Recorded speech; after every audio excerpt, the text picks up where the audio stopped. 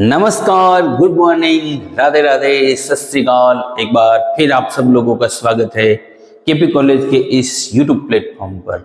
प्यारे बच्चों, Thomas Hobbes के ऊपर चर्चा कर रहे थे और उसके अंदर हमने कल थॉमस हॉब्स के जीवन परिचय, उसके द्वारा दिया गया सामाजिक समझौता सिद्धांत, जिसके अंदर मानव स्वभाव और प्राकृतिक अवस्था के बारे में उसने क्या बताया, उनके बारे में चर्चा की थी। तो हमने बड़े बड़े रूप में देखा था कि थॉमस हॉब्स का जो जन्म हुआ था वो इंग्लैंड के अंदर मेल्समबरी नामक स्थान पर हुआ था।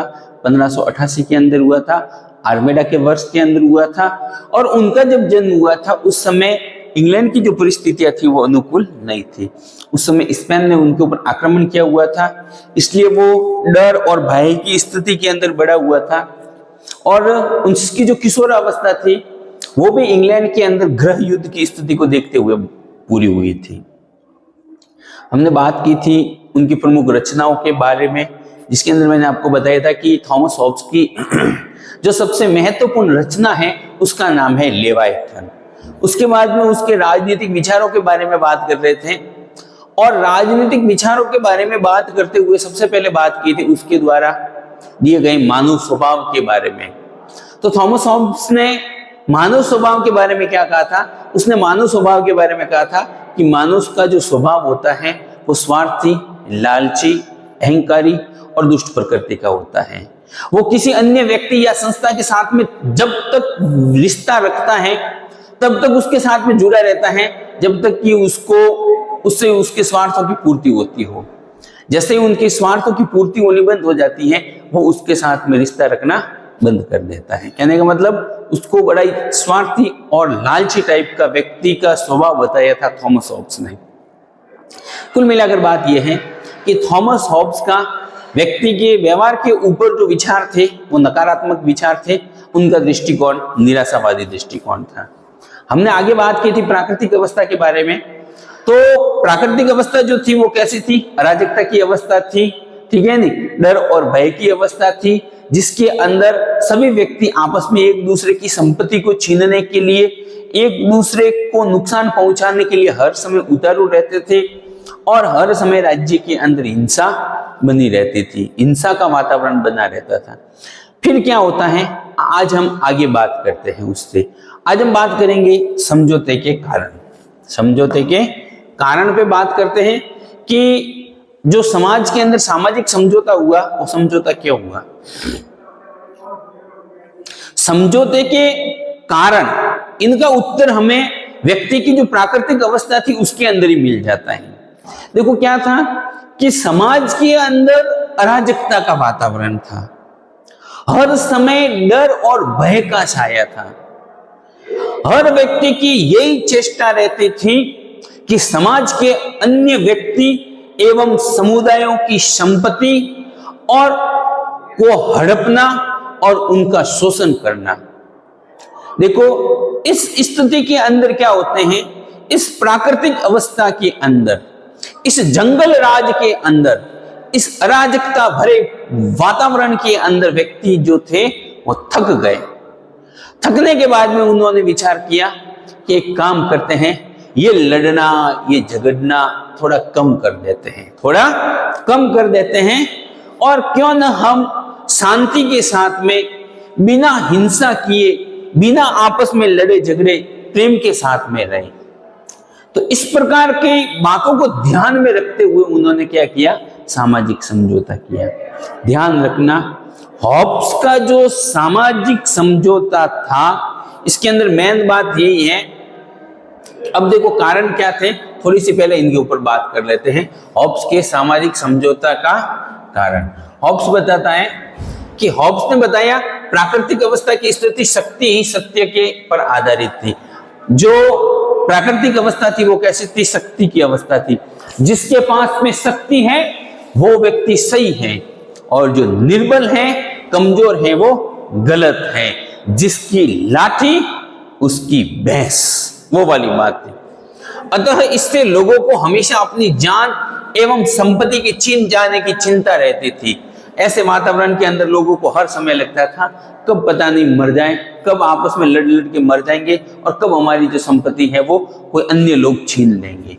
अतः लोगों ने सामूहिक तौर पर मिलजुल कर एक राजनीतिक समुदाय अर्थात राज्य को बनाने का निर्णय लिया ताकि लोग अपनी जान एवं सामान को सुरक्षित कर सके तथा राज्य उनकी रक्षा कर सके। इस स्थिति, इस वातावरण से तंग आकर के लोगों ने कहा देखा कि काम करते हैं कि हम क्या करते हैं, एक राज्य का निर्माण करते हैं, एक ऐसा समुदाय का निर्माण करते हैं, उस समुदाय के अंदर हमारी जान, हमारा सामान, हमारी संपत्ति, इनकी सुरक्षा होगी, कोई हमारा शोषण नहीं कर पाएगा और बिना हिंसा किए, बिना आपस में लड़े झगड़े हम क्या करेंगे, शांतिपूर्वक उस राज्य के अंदर रह सकेंगे। अब देखो, जब ये कारण था, अब बात होती है हॉब्स का सामाजिक समझौता। समझौता क्या हुआ? तो फिर बस वही थी, इस अवस्था को त्यागने के लिए उन्होंने क्या किया, समझौता किया। ध्यान रखना, हॉब्स का जो सामाजिक समझौता था वो कैसा समझौता था? सामाजिक समझौता। हॉब्स का समझौता कैसा था? सामाजिक समझौता था। हॉब्स का समझौता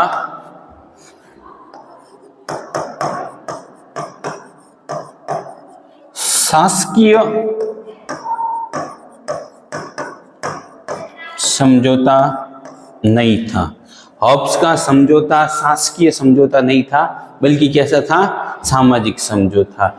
सामाजिक समझौता जो होता है वो किसके होता है? ये होता है व्यक्ति वर्सेज व्यक्ति। व्यक्ति और व्यक्ति के मध्य जो समझौता होता है वो सामाजिक समझौता होगा, बल्कि जो शासकीय समझौता होगा वो किसके मध्य होगा? वो होगा व्यक्ति वर्सेज राज्य। तो हॉब्स का जो समझौता हुआ था वो कैसे हुआ था? वो व्यक्तियों के मध्य हुआ था। कैसे समझौता हुआ, थोड़ी सी उस बात पे गौर देखते हैं। प्राकृतिक अवस्था में जीवन अत्यंत कठोर होने के कारण लोगों ने इस अवस्था को त्यागने का फैसला किया। लोगों ने फैसला किया कि हम क्या करेंगे, इस अवस्था को त्याग देंगे और आपस में शांति और प्रेम के साथ में रहेंगे। इस प्राकृतिक अवस्था में जीवन का कोई उद्देश्य नहीं था, सिर्फ एक दिन जीवन को जीना ही एकमात्र कार्य था। जब व्यक्ति सुबह उठता था तो उसका एक ही लक्ष्य रहता था कि आज शाम तक मुझे जिंदा रहना है, जैसे तैसे करके। जंगल राज था। जंगल के अंदर कहते हैं ना, जब सुबह हिरण जागता है तो वो देखता है आज अगर मैं तेज नहीं भागा तो मैं मारा जाऊंगा, और शेर जब जागता है तो वो विचार करता है आज मैं तेज नहीं भागा तो भूखा रह जाऊंगा।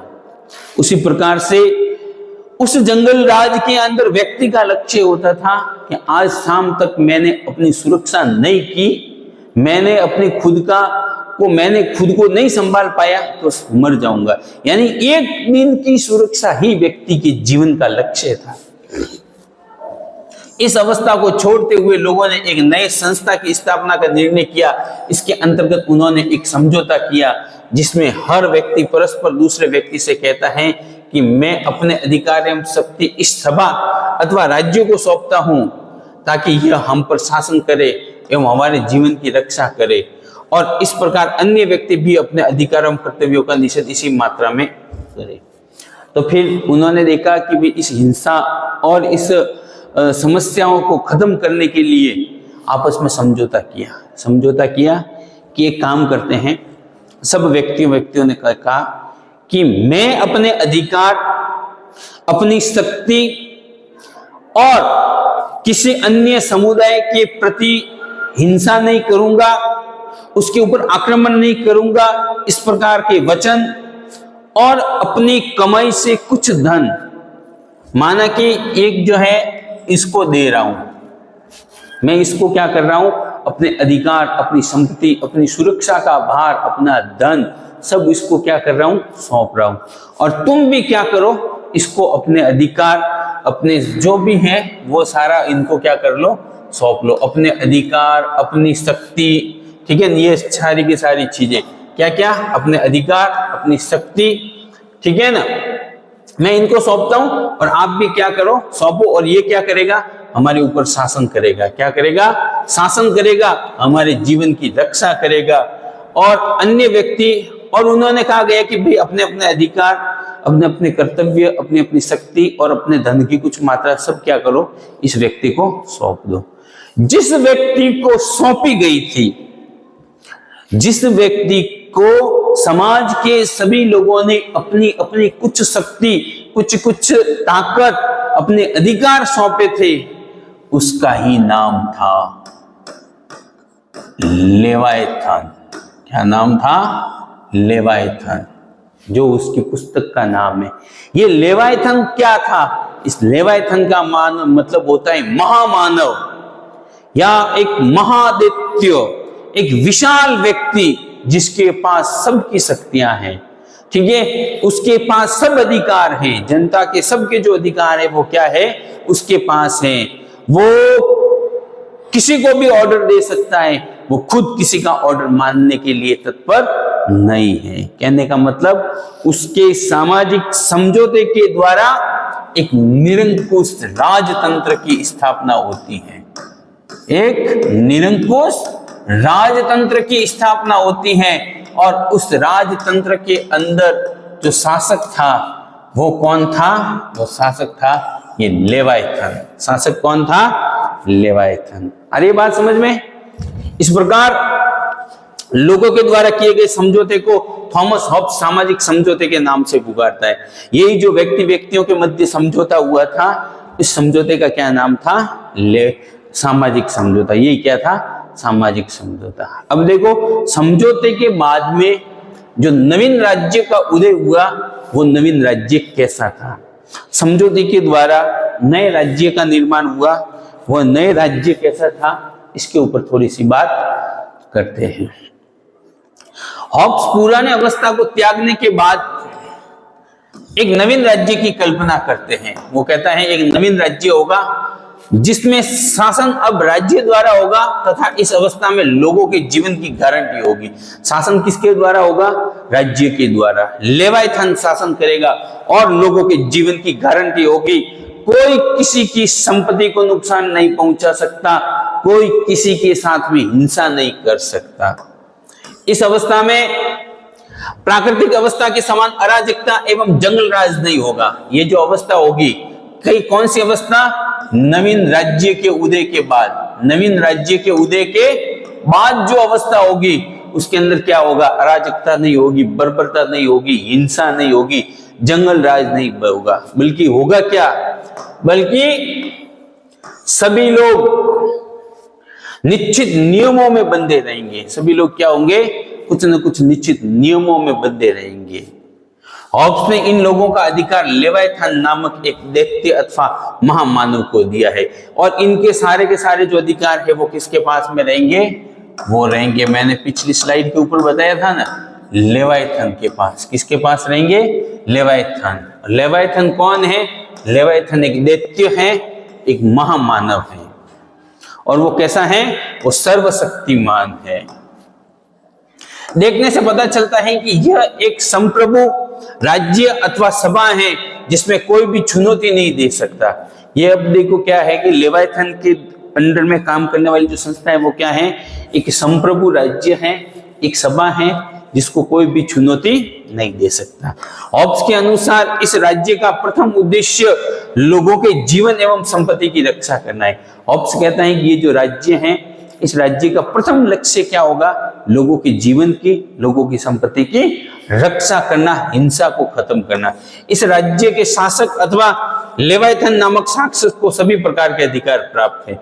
ये जो लेवायथन है, जो यहाँ का शासक है, उसको सब अधिकार प्राप्त हैं। वो राज्य की कार्यपालिका, न्यायपालिका, व्यवस्थापिका जो सब कुछ है वो किसके पास है? लेवायथन के पास है। लेवायथन ही राज्य है, लेवायथन ही कार्यपालिका है, लेवायथन ही व्यवस्थापिका है और लेवायथन ही न्यायपालिका है।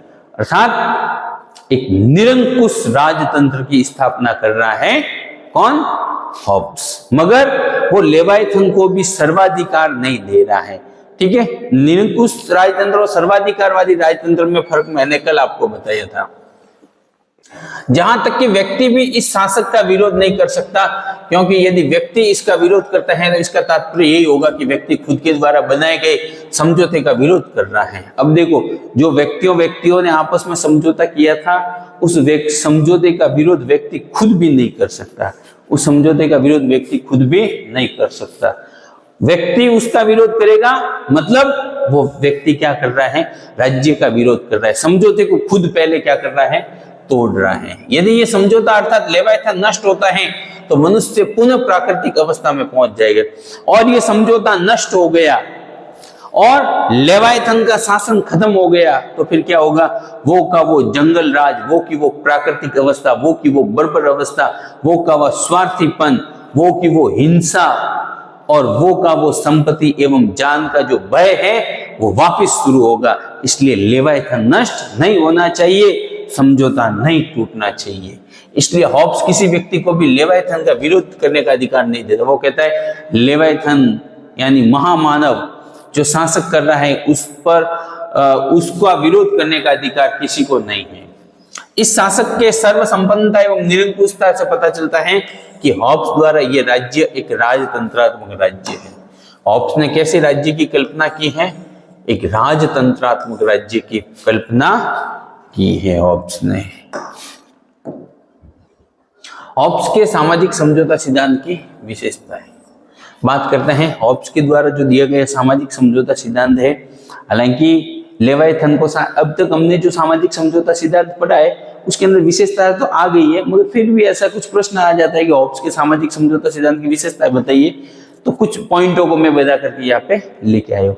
बल्कि मेन बात तो यही है कि आपको समझ में आनी चाहिए, मूल जो बातें हैं वो समझ में आनी चाहिए। प्राकृतिक अवस्था कैसी थी, तो के अराजकता की अवस्था थी, ठीक है। और मनुष्य का स्वभाव कहता था कि स्वार्थी अहंकारी स्वभाव था। और प्राकृतिक समझौते के कारण क्या था कि इस प्राकृतिक अवस्था के बाहर निकलना था। समझौता क्या हुआ, तो आपस में लोगों ने सामाजिक समझौता किया, व्यक्ति ने, और लेवायथन को शासन सौंप दिया। अब इसको बड़ा चढ़ा के कैसे लिखना, क्या है इसमें के शब्द देने, वो तो फिर आपके ऊपर निर्भर करता है। बल्कि जो मेन मूल बातें होती है वो आपको दिमाग में रखनी है। इसकी पहली विशेषता यह है कि समझौता सामाजिक है, शासकीय नहीं। समझौता कैसा है, सामाजिक है, मतलब व्यक्ति के मध्य हुआ है। राज्य एवं शासकीय का मतलब होता है राज्य एवं व्यक्ति के मध्य, और यहाँ पे सामाजिक का मतलब है व्यक्ति के मध्य। शासकीय समझौते में शासक और शासितों में समझौता होता है, किंतु हॉब्स का समझौता राजा और प्रजा के मध्य नहीं है बल्कि विभिन्न व्यक्तियों के मध्य हुआ है। हॉब्स का जो सामाजिक समझौता है वो लोगों के बीच में हुआ है, राजा और व्यक्ति के बीच में नहीं हुआ है, अतः सामाजिक समझौता है। समझौता करने वाले पक्ष व्यक्ति हैं जो आपस में एक दूसरे के साथ समझौता करके संप्रभु शासन की सृष्टि करते हैं, अतः इस समझौते का शासक पर लागू नहीं होता। देखो, समझौते की जो शर्तें हैं, शर्तें किन के ऊपर लागू होती हैं, जनता पर।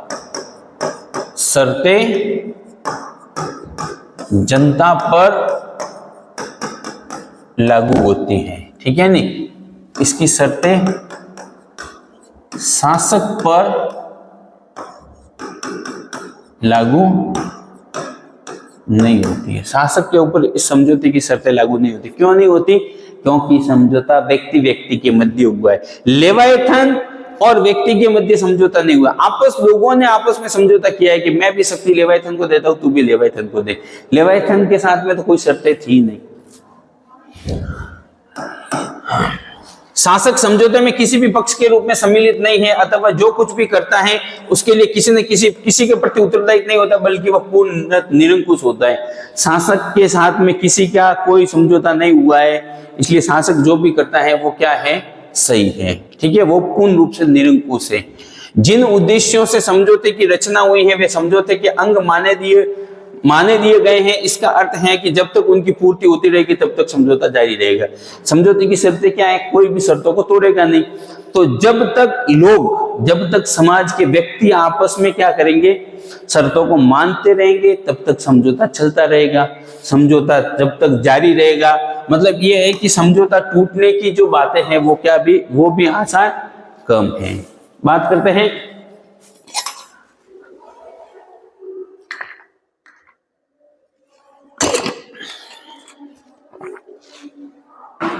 ये जो समझौता है क्या है, ये मनुष्य के भय पर आधारित है।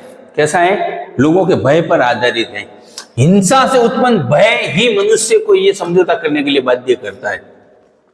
और भय पर आधारित जो समझौता है होता है वो क्या होता है? वो लंबा चलता है। ठीक है ना?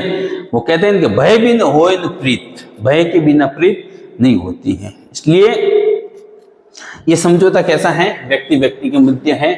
मृत्यु का ही भय जो है, मृत्यु का जो भय है ना, कि वो क्या है? इस समझौते करने के लिए उसको लागू करता है। शासक सर्वोच्च विधायक होता है, उसके आदेश ही नियम अथवा विधि होते हैं। शासक जो होता है वो क्या होता है? सर्वोच्च विधायक होता है, विधि निर्माता होता है। उसके जो आदेश होते हैं, नियम होते हैं, वो क्या होते हैं? विधि होते हैं। प्राकृतिक अवस्था में एकाकी रहने वाले व्यक्तियों ने इस समझौते के माध्यम से समाज का निर्माण किया है, अतः यह सामाजिक समझौता है। इस समझौते के माध्यम से क्या है? समाज का निर्माण किया गया है, अतः ये समझौता क्या है? सामाजिक है। ठीक है? प्राकृतिक अवस्था में रहने वाले व्यक्तियों ने जो है ना, एकांकी माध्यम से आपस में ये समझौता किया है। प्रजा द्वारा किसी भी कारण से किया जाने वाला आज्ञा भंग अन्यायपूर्ण है, क्योंकि वह अपनी व्यक्तिगत इच्छा को प्रभु की इच्छा में विलीन कर देने वाले उपयुक्त समझौते के प्रतिकूल है। यानी कि हमारी जो इच्छा है वही लेवाइथन की इच्छा है, वही प्रभु की इच्छा है, इस प्रकार की भावनाएं इसके अंदर काम कर रही हैं। समझौते द्वारा विभिन्न संघर्षरत इच्छाओं का स्थान एक प्रतिनिधित्वक इच्छा ग्रहण कर लेती है। इस प्रकार शासक के हाथ में एक सामूहिक सत्ता आ जाती है। वह एक कृत्रिम व्यक्ति है, क्योंकि वह समझौते करने वाले प्रत्येक व्यक्ति के प्राकृतिक अधिकारों को प्राप्त कर लेता है, अतः वह प्रत्येक व्यक्ति का प्रतिनिधि है। शासक क्या हो जाएगा?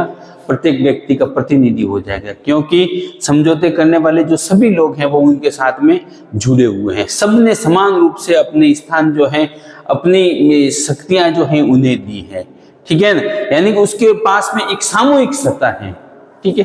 तो कहने का मतलब ये है कि उस राज्य का जो एकमात्र सर्वोच्च और सबका जो प्रतिनिधि है वो कौन है? वो वहां का लेवाइथन नामक शासक है, और इस वजह से वो सबके साथ में समानता का व्यवहार करेगा, क्योंकि सबने मिलकर के उसको बनाया है। तो कहने का तात्पर्य यह है कि हॉब्स यही कहना चाहता है कि इस समझौते के द्वारा कोई प्रकार की समस्या उत्पन्न नहीं होगी। ठीक है? तो ये था हॉब्स का सामाजिक समझौता सिद्धांत। थोड़ी से 2-4 पॉइंटों पे बात कर लेते हैं। हॉब्स के द्वारा दिए गए जो विचार हैं, उन विचारों की क्या क्या आलोचना है, उनकी आलोचना पे बात कर लेते हैं। हॉब्स के सामाजिक समझौता सिद्धांत की क्या है? आलोचना। तो पहली आलोचना जो होगी वो क्या होगी?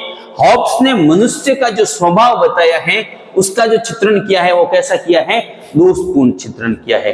हॉब्स कहता है कि मनुष्य कैसा होता है? स्वार्थी होता है, लालची होता है, अहंकारी होता है। मगर सब मनुष्य जो होते हैं वो समान नहीं होते हैं। अगर सभी मनुष्य स्वार्थी होते, अहंकारी होते, लालची होते, तो ये प्रकृति कब की नष्ट हो गई होती। ये जो प्रकृति चल रही है, ये जो राज्यों की व्यवस्था चल रही है, ये शांति प्रिय, अहिंसावादी और सत्यनिष्ठ जो व्यक्ति होते हैं उसके ऊपर चलती है।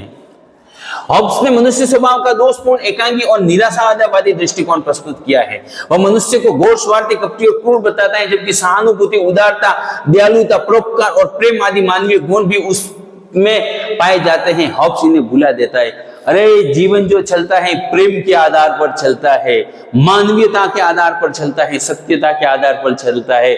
ये बाकी जो चीजें हैं, ये जीवन के अंदर इनका रोल इतना बड़ा नहीं होता है। कहने का तात्पर्य यह है कि हॉब्स मनुष्य के एकमात्र निराशावादी दृष्टिकोण पर विचार करता है। व्यक्ति की सकारात्मक प्रवृत्तियों के बारे में, उसकी शांति, अहिंसा, धर्म, इस प्रकार की जो अच्छी बातें हैं उनके ऊपर विचार नहीं करता। प्राकृतिक अवस्था अस्वाभाविक। वो कहता है कि प्राकृतिक अवस्था कैसी थी? मनुष्य आपस में लड़ते थे, ना हिंसा करते थे। अरे ऐसा नहीं होता है ऑब्स भाई, ऐसा नहीं होता है। क्यों नहीं होता है? क्योंकि अब हम देखते हैं कि पशु पक्षी जो होते हैं ना, वो भी आपस में क्या करते हैं? आपस में नहीं लड़ते हैं, प्रेम से रहते हैं। वो भी क्या होते हैं? प्रेम से रहते हैं। वो भी, उनके अंदर भी अच्छी अच्छी प्रवृत्तियां पाई जाती हैं। तो सारे मनुष्य ऐसे नहीं होते हैं। आज भी समाज के अंदर कुछ आपराधिक प्रवृत्ति के, कुछ दुष्ट प्रकृति के लोग होते हैं। पशु पक्षियों के अंदर भी कुछ जो पशु पक्षी होते हैं वो कैसे होते हैं? दुष्ट प्रकृति के होते हैं। सारे ऐसे नहीं होते। प्राकृतिक अवस्था ऐसी नहीं हो सकती। हॉब्स की प्राकृतिक अवस्था असत्य, अस्वाभाविक और अनऐतिहासिक है। प्राकृतिक दशा में मनुष्य एकाकी और ऐसी दशा में रहता था जिसमें हत्या, हिंसा, छल कपट का साम्राज्य था, किंतु समझौता होने के बाद वो सामाजिक बनकर शांतिपूर्ण समाज में रहने लायक लगा। उसकी प्रवृत्ति में इस प्रकार एकाएक परिवर्तन कैसे आ गया कि उसने अराजकता और अव्यवस्था को शुभ सुव्यवस्था में परिवर्तित कर दिया। अपने देसी कहावत है कि कुत्ते की दुम होती है ना, वो कभी सीधी नहीं होती है, ठीक है नहीं। बंदर बुढ़ा हो जाता है मगर छलांग लगाना नहीं भूलता है। कहते हैं कि कोस कोस पर बदले पानी, 12 कोस पर बदले पानी, ठीक है। ऐसे कोई डायलॉग है, मेरे को याद नहीं आ रहा है। 60 वर्ष से केस पलटे मगर लकड़ नहीं बदले लाका। कहने का तात्पर्य है कि हर कोस के ऊपर जो है वो व्यक्ति के भाषा में परिवर्तन आता है, पानी के टेस्ट में परिवर्तन आता है। एक उम्र के बाद में व्यक्ति के बाल जो है, शरीर की जो रचना है वो भी बदल जाती है, मगर जो उसके लक्षण होते हैं, जो उसकी आदतें होती हैं, वो मृत्यु तक जीवन पर्यंत उसका साथ नहीं छोड़ती है। अब कुछ समय पहले व्यक्ति कैसा था? कपटी, दुष्ट, अराजकतावादी, हिंसक, और समझौता होते ही वो क्या हो गया? एकदम से गांधीवादी हो गए। ऐसा नहीं होता है। व्यक्ति का जो स्वभाव होता है, उसका जो नेचर होता है, उसका जो डीएनए होता है, वो उसका हर वक्त जो है साथ नहीं छोड़ता है। प्राकृतिक दशा में प्राकृतिक अधिकारों की मान्यता असंगत है, यानी कि प्राकृतिक दशा के अंदर ये जो प्राकृतिक अधिकारों की मांग की गई थी, प्राकृतिक की बात की गई थी, वो क्या है? गलत है।